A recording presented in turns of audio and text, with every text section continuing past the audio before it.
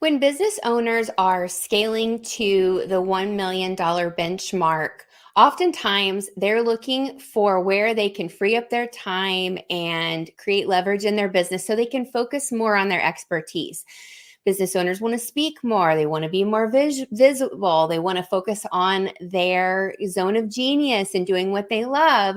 And two areas that they start to look at to free themselves up are sales and marketing.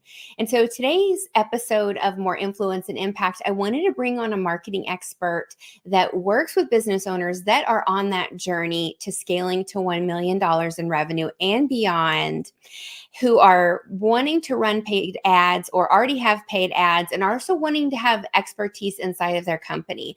And so I'd like to introduce you to Stacy Reed. Hi, Stacy. Hey, how are you? Thanks for having me. Good. Oh, Stacy Zeal. So is that your business brand Yeah, name or okay? that's my brand name. Got it. It's a funny story. I mean, it's not. I mean, I don't know. People ask me about it, and I didn't realize that it was confusing for people. But yes, it's a brand name. Got it. Well, Stacy Reed Zeal over here, and I want to introduce you to Stacy. She's a strategic marketing consultant and Facebook ads expert with over 11 years of experience. And she has led paid social efforts for renowned brands like Zappos, UGG, and Adidas, generating over $150 million in sales. Boom. Stacy's ultimate goal is to teach online brands how to scale their businesses to 1 million and beyond. And she shares actionable insights on business and marketing through her Roadmap to 1 Million podcast. Welcome, welcome. Thank you. I'm excited to be here. So excited to chat today. Yes, me too. You are a powerhouse. When we did our pre-call, I mean, I was like, that woman, she is a firecracker. So I know that our listeners and our viewers are going to get a lot of value from this conversation. And so let's just dive right into I've seen something that you've talked about in your posts and in your podcast, and it's this, balancing kind of like the short-term strategies with the long-term. Because a lot of times people are like, dollar in, dollar out, dollar in, dollar out, right? Or I'm going to make this post, I'm going to make a sale. And that short-term focus really sabotages business growth, right? So I want to hear your expert insights on this.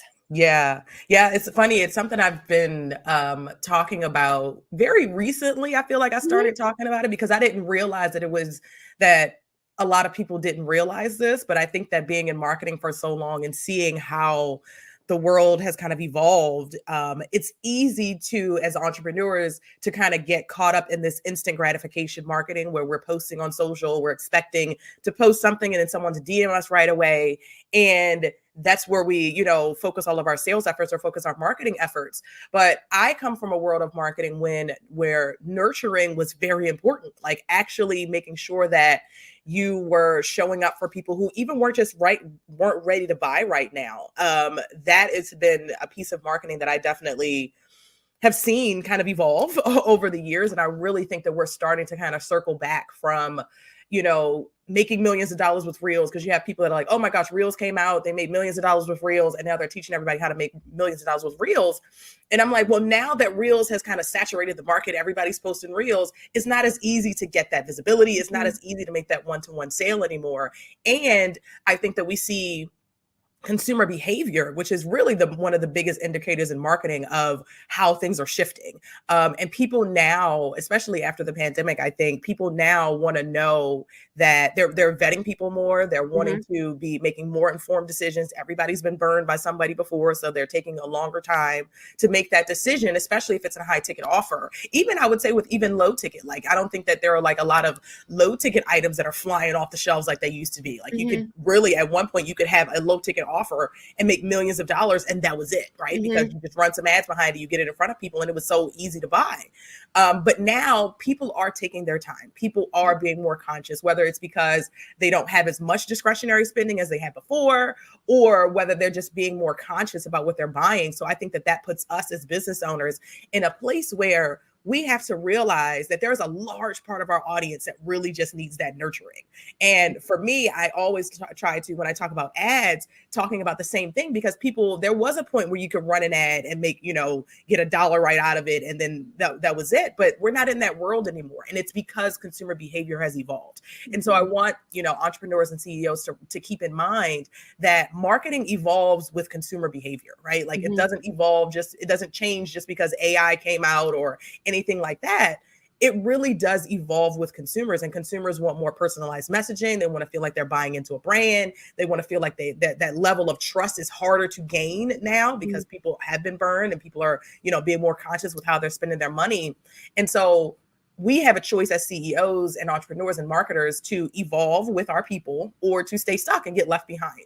And so I think that, social media and instant gratification kind of marketing had its moment, but now we're starting to get back to a place where people do want to have more nurturing. They are going to read your podcast, listen to your podcast, watch your YouTube videos, consume your live content, listen to your social posts. Like people are doing, bouncing around and kind of looking at all the things that you have going on before they're buying from you. So it's really important for us to diversify our marketing and stop relying on things that are just going to give us a quick win and that quick sale, because you have a large percentage of people who are really, maybe they're not ready today, but they'll be ready next week, or they'll be ready in 2 weeks, or even if they're ready in 2 months, that sale still counts to me. If whether you sit on my email list for 3 or 4 months or even 6 months, and then you buy from me when you're ready, to me, that still counts. And I still want to make sure that I am showing up and nurturing people and letting them know that when you're ready, I am here, because we can't force people to be ready to buy our products and services, but we can show up and give them the information that they need to help them to make an informed decision. But at the end of the day,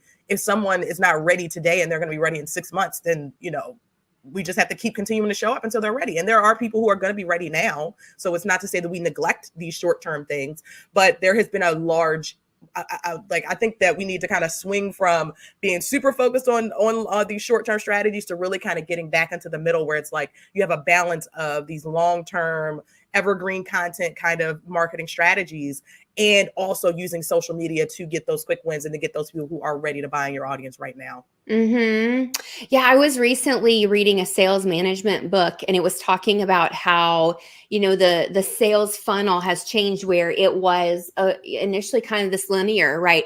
A linear thing. Like they opt in, they watch the webinar, they get the emails, they buy, they book a call. But now it's a multi-stream approach. So they may come into your funnel, but then they're also going to go check you out on Instagram and on LinkedIn and on Facebook, and, see what you're talking about, and, check your brand and just make sure that you resonate. And so if they're taking that multi-stream approach to then go in and make their buying decisions. And so as we are building out our marketing assets, our sales processes, we have to keep that in mind.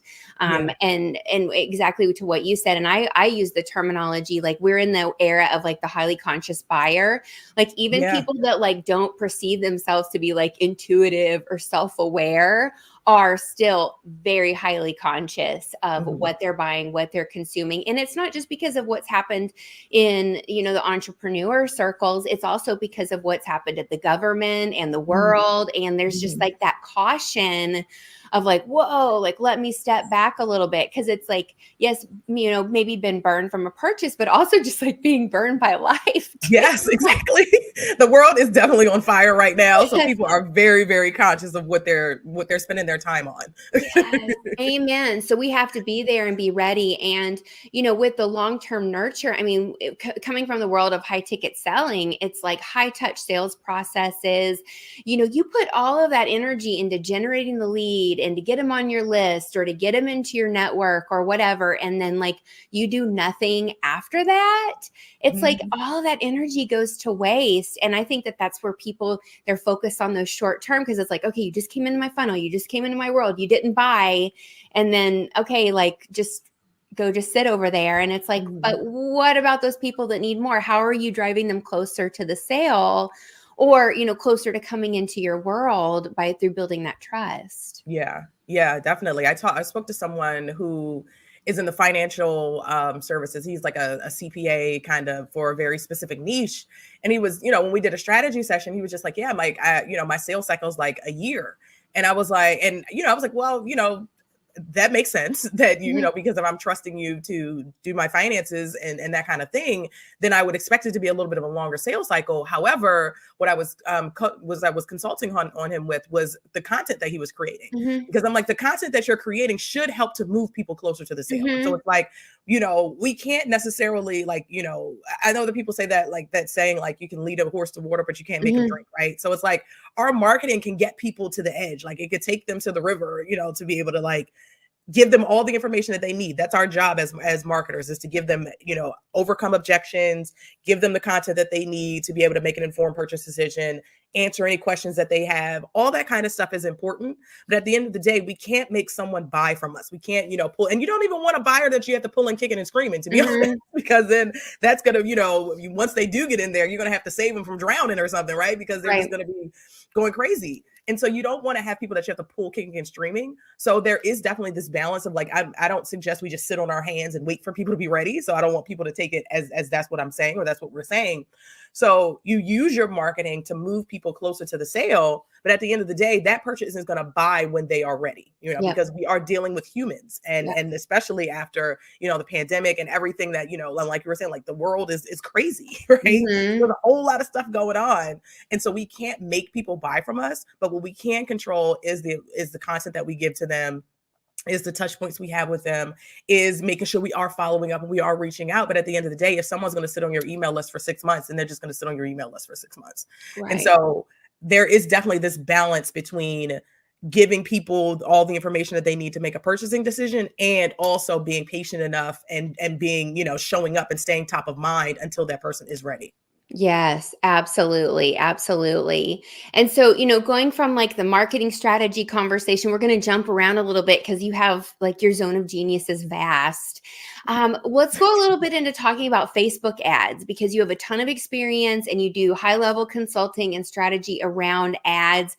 Where do you see right now that people are like going wrong with ads? Like, what's a trend where people are like, literally, one of my coaches says, like, literally burning money up or literally Yes, like flushing yes. it down the toilet. Yes, definitely. I would say boosting posts. Okay. um, that is something that I always tell people to not boost posts, because Yeah. a boosted post is really a waste of your money. Okay. And the reason is because when you think about, so Facebook or Meta, I'll say, Meta has been able to collect so much data on its consumers, Mhm. not just kind of stuff that we like or our interests, but really our behaviors and things that we're more likely to respond to. Mhm. And so, what happens when you boost a post is you're essentially telling Meta to say, like, hey, show this post to more people, to people who are going to like, comment, and share. That's it. That you don't get to say it's not when you can, but when you go into the back end of Facebook, there are objectives that you have that can say, like, hey, show this ad to someone who's more likely to become a sale. Show this ad Mhm. to someone who's more likely to sign up for my lead magnet and to download the Mhm. freebie and stuff like that. And so, because Meta has been able to bucket our behaviors, it's able to say, like, oh, you know, Samantha over here is more likely to become a lead. So we're going to show her this ad Mhm. versus, you know, Tracy over here is more likely to just comment, you know, and keep scrolling. So that's all she's going to do. She's not going to go to your landing page. She's not going to check out what you have to say. She's just going to comment, oh, this was all fantastic. And she's going to keep scrolling. And Mhm. so what you want to make sure that you're doing is that you are telling Facebook, or Meta, I should say, exactly what you want in order for them to give you the best result. And so if you want leads, you need to make sure that you're setting up your campaigns in such a way that tells Facebook that you want leads. If Mhm. you want sales, same thing. You have to set your campaigns up in such a way that tells Facebook, hey, find the people who are more likely to become a sale for this Mhm. particular campaign. And with boosted posts, you are the default objective is engagement. You don't get to choose to say, like, hey, show Mhm. this to leads, show this to sales. You know, it really is locked in with like, only show it to people who are going to like, comment, and share. And they make it very tempting. They send you that post Mhm. like, hey, don't you want 600 more people to see this post for $5? And it's like, yeah, that sounds tempting, but I don't care how many people see it. Just like I tell people, I don't care how many people follow me. I want to Mhm. know, are people buying from me? Are people Mhm. actually, you know, raising their hand to download my lead magnets, to, you know, get into my marketing ecosystem somehow, right? Like, it's not Mhm. about followers. It's not about quantity, right? It's about quality. And the Mhm. same thing, I think about the same thing with ads, right? It's not about saying that 600 people have liked or commented on your post. If nobody's buying from you and it's an action, and it's a post where you're telling people to go download your lead magnet and nobody's doing that, then the post is, you know, then the post itself did not work. because the objective was to get someone to go become a lead. And so that's why I tell people, like, don't boost posts. Really, you should familiarize yourself with Meta's business suite, because back there, it's at business.facebook.com. So not very complicated. It's available for everybody. You just have, if you have a Facebook account, you can create one. But really, you want to make sure that you're going in there and running your ads, because you have so much more flexibility, even just like in terms of not even just with objective, but creatively, you can run a lot more tests with a boosted post. You have to use exactly what that post is.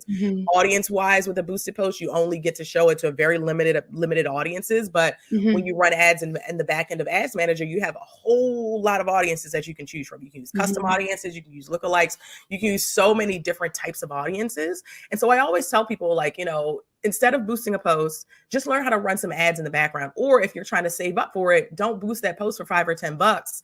Just hold it. Just put that money aside and put it into an investment account. Like, for example, for me, I have a percentage of my revenue goes into an investment account, and that investment account is what I spend on my ads. And so now, and that's, calculations that I've done based on, like, my expenses, paying myself, all that kind of stuff, and even, profit, all that kind of stuff set aside. I allocate a percentage of my income to advertising, because I really, value, or, I'd say marketing in general, but most of it goes to ads. And so really make sure that if you're wanting to run ads, instead of doing something that's just quick and easy, take the time to actually familiarize yourself with how to do it correctly. That's why, courses are great. Like, I have a course, I consult with people on this kind of stuff, because I've seen the power of ads. Like, I remember when I was working at Zappos, seeing how much money was just being generated from me sitting in front of my computer and running ads was amazing. It blew my mind, right? Just that I'm sitting here running on my computer, building ads, and it's more complex than that, right? I don't want, I'm downplaying it, intentionally, but I saw the power of it. I see how much money that you can generate from, expanding your audience and reaching out to new people. So take the time to do it right, instead of just doing something that's quick and easy. Yes. Oh my gosh. And because to me, the boosted post is sort of like vanity metrics. It is. And people want that. It's sort of like part of that short term quick win. You want the dopamine hit, but it's not necessarily adding to your bottom line. It actually could be taking from it. And it's a distraction too, because, getting to that $1 million mark is all about like dialing in and getting more focused. And so, having worked with a lot of clients who run Facebook ads and seeing, what's happened inside of their companies, I've seen that it's a complex system, because you have the ad creative and you have the copy, and then you've got the targeting and all of these pieces. And then somebody will go hire an agency. I can run your ads. I've got this. And then, they're having like, an 80% no-show rate, calls are getting booked. We're doing our job, but then like nobody's showing up to the calls, and they're not, maybe they're not the right leads, or we can't even talk to them to even get clear. Right. So I've seen a lot of people like burn up money with ads agencies. And what are some suggestions that you have for people that, they don't want to make that mistake again? Maybe they're burned, like they love ads, but again, like they're kind of burned by agencies and big promises and under delivery. Like, what do you say to that? Yeah, that's something that is definitely very real. And I will say that I've had that experience in a variety of different places in my career. I worked with a lot of different agencies. And I remember when I was working at Zappos, when I originally was hired at Zappos, I came in to oversee an agency. And so I had they were running 80% of our ad spend, and I had a 20% that I was responsible for. It was a significantly smaller budget. I mean, it was still a big budget, but it was something that was, significantly smaller than, what the agency was doing. And so I remember kind of just going through some of the ads that they built and looking around. And I just was like, why are we targeting Skechers customers with Prada ads? Like, they're not the same buyer, right? People who are buying Prada, people who are buying Skechers are not the same customer. And so it was interesting. And so those kinds of things, I say that to just, be a very overt example, but kind of stuff like that was happening. And I just was like, I think that we could do this in-house. I think that we could do this ourselves. And so within a year, I told this, talked to my boss about it. And she was like, yeah, let's do it. And so within a year, we moved all of our ad spend in-house. So it was like 80, went from being like, where I was running 20% to running like 85% of our ad spend was in-house. And then eventually we got to 100% of our ads were running in-house. And so I say that story to let people know that you can get burned at any level, right? Mhm. Like if you don't have someone who knows what they are talking about that can actually have an intelligent conversation with an ad agency, then you might end up setting yourself up to get burned because a lot of these agencies know how to build ads or they know how to run ads, but they don't know marketing strategy. And that's really Yeah. the difference there is that Mm. like building an ad and launching an ad is not complicated, right? Like you take a creative, you build an ad and you launch it. But that's not really where the problem typically comes in. Typically, the problem is either it's not built correctly from the start, or your strategy is off because you're not attracting the right people with your ads. So you're getting these calls booked because people are like, I'm just going to book a call, but they don't show up because they're not a right fit and they haven't gone through your sales process. You haven't done any, kind of like any strategic nurturing to make sure that they're the right fit, Mhm. before you get on the phone with them. And so those kinds of things happen all the time. And even like I had a client where I audited her ad agency because I just was like, I was helping her with her organic social media. And I just was like, and she already had an ad agency that was doing her Google ads and Facebook ads. And I was like, can I take a look at your Facebook ads? Because there is no reason that we are killing it organically and you are not killing it with Facebook ads. Because like Yeah. they were running Facebook ads and they were like, oh, our Facebook ads, they don't get as much attention and not as much spend because they're just not performing right. And so I'm like, can I take a look? So I go in, I did my audits because I do audits for people and I do my full audit. And I'm like, one, these aren't even set up correctly right now anyway, like period. Mhm. They were not set up for success from the beginning anyway. So there's a lot of ways that you can kind of like, trip up when you're running Facebook ads. And that's why it's so important to have a guide. And even I would say, even if you're working with agencies, even have enough knowledge about Facebook ads to be able to have an intelligent conversation with them about it, because it is such a big opportunity for your business. This is one of those things that you want to make sure that you are aware of how they work, the nuances with Facebook ads, the differences between Facebook ads and Google ads, because they are very, very different. The Mhm. consumer who is consuming Google ads and consuming Facebook ads, they may be the exact same person, but when they're on Google and when they're on Facebook, they're in completely different mindsets. And so you Mhm. have to talk to them completely differently. And so really, like, I think that that's one of the things I would say about, like, if you want to work with an agency, I think, there are definitely some good agencies out there. I don't want to make it seem like there aren't, but you need to be able to have some kind of level of knowledge about how they work to be able to make sure that what they're doing is what they're supposed to be doing. And I would even say having someone in-house on your team, like a marketing assistant or a marketing coordinator or something like that, to be able to be in the meetings with the marketing agency, in the ad accounts, looking around, seeing what's going on, making sure that we're testing, making sure we're doing all those things like I did when I was at Zappos, so that you're not just trusting this agency to say, oh, well, your Facebook ads just don't work. Let's put our effort on Google because Google's working, right? Mhm. You want to make sure that you can actually have someone in your organization that is responsible for overseeing an agency. And I always tell people, like, if you have someone in house, you have a marketing assistant or someone who is dedicated to your marketing, you can run your ads yourself, right? It's not overly complicated when you have a roadmap. What's complicated is trying to go on YouTube and trying to piece this stuff together. What's complicated is Googling and trying to figure out how to put it together, right? And Mhm. taking, leaning on some of these free resources to try to piecemeal things together. That's time consuming. But when you Mhm. actually invest in getting the roadmap, then at least like my campaigns are set up correctly from the start, like they're technically Mhm. set up correctly.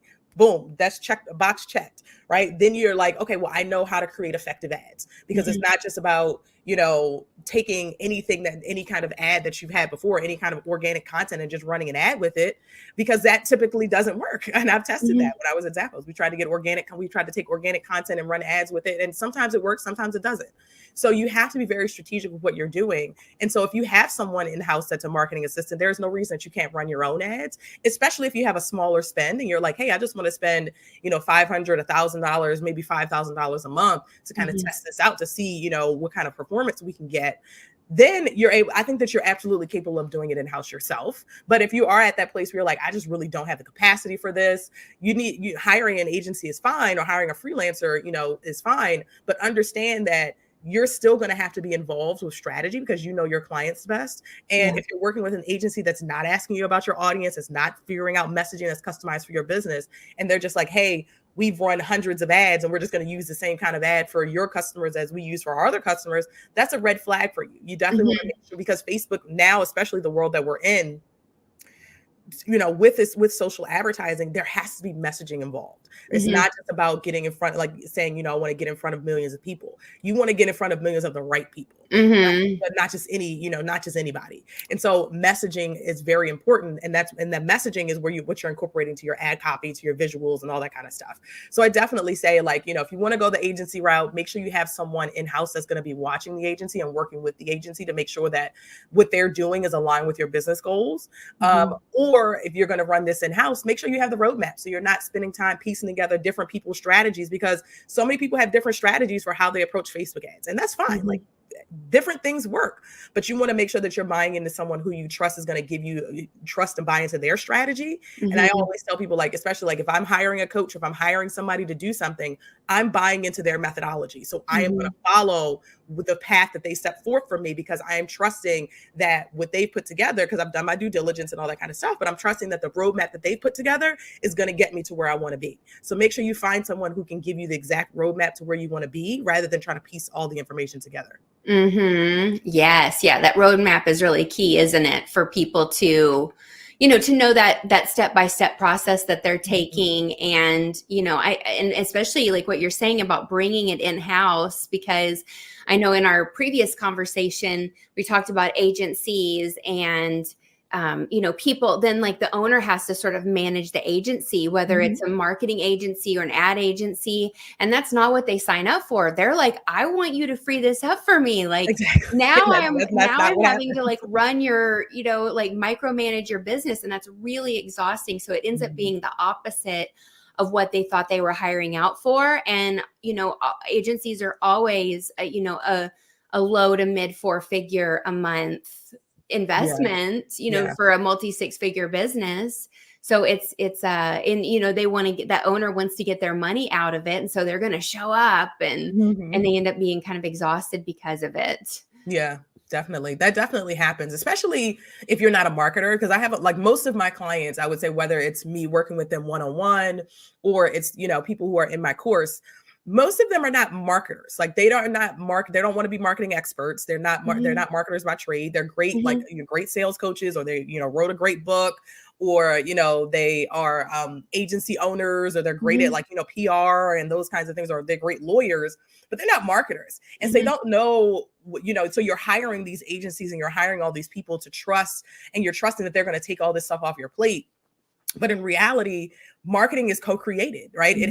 There has to be that back and forth. There has to be that co-creation, because you know your clients best. And because of the world we're in now with marketing, messaging matters, Mhm. storytelling matters. And so if you, as the CEO of the brand, are not actually, want to be completely checked out of the marketing, then you need to hire yourself a CMO, or you need to hire a Mhm. marketing director. You need to hire, someone who can actually make those strategic decisions, because your marketing assistant or your junior marketing team, they're great at executing. They're really Mhm. good at, sending emails, creating the reels, creating the content, making sure things get out. And their role is essential and very vital to your business. You Mhm. need to have executors on your team who are actually doing the marketing things and making sure that they go out, so that we can get data. And so that way, as the strategist, you also, need to have a strategist on your team. And Mhm. typically that's the CEO, until you get to that point where you want to hire a marketing consultant or something like that. So if marketing is not your zone of genius, you really need to start to figure out, what are the ways that I can replace myself? And honestly, hiring an agency is not always going to do that for you. Hiring Mhm. someone in-house that you can train up, that's, and that person starts to, know your marketing, know your voice, know your people, because they're posting on social, they're reading the comments, they're interacting with people, they're seeing your lives, they're doing all the things. They get a big familiarity with who your brand is and who your people are. And then that person can be the person that helps the agency to figure things out, right? But you really Exactly. gotta I like to tell people, like, have someone in-house who's focused on your marketing, or can at least, even if they are handling client work, but actually have someone who's dedicated to marketing, even if they are balancing client work. So that way, if you do have all these agencies, somebody is making sure that everybody is driving in the same direction, right? Because you Mhm. have one. I was just talking about this on you when I was live yesterday with someone who's like a YouTube expert. And we were talking about how people hire all these agencies and they hire all these people, but then nobody's driving the ship. Nobody's making sure everybody's going in the same direction. So this person is using their strategy. This agency's focused on their strategy because that's what works with their clients. This is what works for their clients. But nobody is making sure that all the things that are happening are pointing towards where we want to go at the business, Mhm. right? We're making sure that our strategy, and our marketing efforts and things are top of mind and are where people are considering, what we have going on and adapting their strategies to what we have going on, rather than just Mhm. having people operate in silos where you're Yep. running your strategy, you're doing this thing over here, you're doing over that over there. And that can even happen when you have a team. Like even if Yep. you have an in-house team, that can happen because you have one person that's focused on Instagram, somebody else is focused on updating your website, somebody else that's focused on sending emails. And if nobody is in the middle saying, hey y'all, let's all get together and make sure we're marching in the same direction, Right. then that's how you just end up feeling like your marketing is operating in silos. And that's Yep. not the most effective way to market. Everything should be working together so that way the whole ship rises together. Yes, yes, the silos, and then also there's that piecemealing too, where they're Mhm. getting a tactic here and a thing here and a thing there and kind of piecing it all together. Yeah. And so in this conversation today, you've talked about your course. So let's talk a little bit about the ways that people can work with you or the ways they do work with you, and then how to stay connected after this episode, because I'm sure that they're going to be like, oh my gosh, I have to follow her, I have to book a call. Like this was Yeah. amazing. Definitely, definitely. Yeah. So I work with clients in a couple different ways. As we mentioned, I do have my Facebook ads course, and that teaches you top to bottom how to run your own Facebook ads in-house, whether that's you and your marketing assistant, or you and your marketing team, or it's just you yourself running your own ads. That will give you everything that you need in order to be successful with running ads. It talks about like how to adapt your funnel, how to create messaging, how to create ads, all the kind of stuff. And it also has a support group that comes with it where we have office hours. I actually have office hours in a couple days this week. So, we have office hours at least once a month. We have a Facebook group. So there is support there. So you feel like you're supported. And then the other way that I work with clients is my one-on-one services where I am a fractional chief marketing officer. And what that Mhm. means is that I come in and act as your marketing executive while, but it's part-time. So you Mhm. don't hire me as a full-on employee, but I get very integrated into your business. I get into your systems. I work with your team. I lead the marketing meetings, make the executive level marketing decisions, help you to really kind of do the strategic planning. So there's a lot of people that are like, I don't have a marketing plan. I don't have a quarterly plan. I don't have a monthly plan. And I'm like, well, when you work with me, you're going to get one. Mhm. And so that is very much me working directly with the marketing team to make sure that everybody is marching in the same direction, whether that's you have agencies that you're working with or you have a team and you have contractors, whatever that is. It's me making sure that everybody is marching in the same direction. And that frees up your time, your CEO time, to focus on other things, especially as I mentioned, most of my clients are not marketers, and they, some of my clients actually hate marketing, Mhm. but they're like, it's a vital piece of business, right? Like, Mhm. and it's something that we have to do. So that's how I work with clients. And so if you want to learn more about that, you can definitely go to my site, stacyzeal.co/CMO. And I have a video there that you can watch. And you can definitely start to learn, like, what does it mean to actually have a CMO and what are the problems that a CMO actually solves for you? So definitely check that out. But I'm also all over these social streets. You can find me at stacyzeal.co on all the different social platforms. And you can follow my podcast, Roadmap to 1 Million. Because Roadmap to 1 Million that's my baby. That's where I put all of my effort and attention into making sure that there's fantastic marketing content on there that really will help you to start to balance that short-term marketing with the long-term marketing, or figure out what Mhm. are the mistakes that we're making, especially. And I make it so that if you're not a marketer by trade, you at least are understanding how marketers think and how to approach your marketing. So that way, when you do have have contractors and other people that you're working with, you can actually understand, like, okay, well, this is how marketing is supposed to work, or this is my strategy, or this is what I'm focused on. And you can actually really, walk away feeling like you are informed on how to move your business forward and take it to the next level. So that's how you can work with me. As I mentioned, the CMO offer or my ads course. I do strategy sessions also. Like if you're just like, hey, I just really need, someone to sit down with and just like work out this strategy and work on something specific. Those are very comprehensive. I Mhm. tell people that all the time, like, come prepared to take notes and to talk because we're Yeah. going to work this thing out. But yeah, so that's how you can work with me, and you can find me all over the internet, or you can go to my podcast, Roadmap to 1 Million. It's on all the platforms. Perfect. And we'll have all the links provided so you can check out Stacy and follow her on social and check out the podcast and everything else and find that CMO page. Well, thanks so much for all of your brilliance and your expertise. I know that our listeners, I hope you all took notes. You may want to go back and re-listen if you didn't, because there was a lot of golden nuggets and gems in there to be mined out for sure. And thank you everyone for tuning in. Thank you, Stacy. And until next time.